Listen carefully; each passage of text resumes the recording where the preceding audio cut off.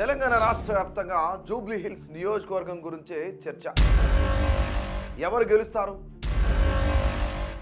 ఎవరు గెలవబోతున్నారు, కుల మత ప్రాంత ప్రాతిపదికన నాయకులే కాదు యావత్ రాష్ట్రమంతా ఆసక్తిగా లెక్కలు వేసుకుంటున్నారు. జూబ్లీ హిల్స్ ఉప ఎన్నిక నేపథ్యంలో ఎగ్జిట్ పోల్స్ పై కఠినమైన ఆంక్షలు విధిస్తున్నట్లు జిల్లా ఎన్నికల అధికారి ఆర్వి కర్ణన్ ప్రకటించారు. నిబంధనలను అతిక్రమించిన వారిపై చట్టపరంగా కఠిన చర్యలు తీసుకుంటామని ఆయన తీవ్రంగా హెచ్చరించారు. ఎన్నికల ప్రక్రియ స్వేచ్ఛగా నిష్పక్షపాతంగా జరగాలనే ఉద్దేశంతో ఈ నిర్ణయం తీసుకుంటున్నట్లు స్పష్టం చేశారు. నవంబర్ 6వ తేదీ ఉదయం 7 గంటల నుంచి నవంబర్ 11వ తేదీ సాయంత్రం 6 గంటల 30 నిమిషాల వరకు ఎగ్జిట్ పోల్స్ కు సంబంధించిన ఎలాంటి సమాచారాన్ని ప్రచురించడం లేదా ప్రసారం చేయడం పూర్తిగా నిషేధిస్తున్నట్లు ఆర్వి కర్ణన్ తెలిపారు.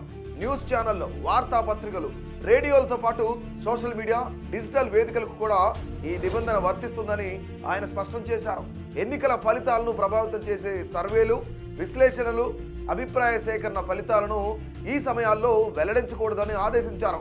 ఈ ఆదేశాలను ఎవరైనా ఉల్లంఘిస్తే వారిపై ప్రజాప్రాతినిధ్య చట్టం 1951 సెక్షన్ 126A కింద కఠిన చర్యలు ఉంటాయని కర్ణన్ హెచ్చరించారు. నిబంధనలు ఉల్లంఘించిన వారికి 2 ఏళ్ల వరకు జైలు శిక్ష, జరిమానా లేదా రెండూ విధించే అవకాశం ఉందని వివరించారు. ఇదే చట్టంలోని సెక్షన్ 126(1)(b) ప్రకారం పోలింగ్ ముగియడానికి 48 గంటల ముందు నుంచి కూడా ఎన్నికలకు సంబంధించిన ఎలాంటి సర్వే ఫలితాలను ప్రచురించరాదని ఆయన గుర్తు చేశారు.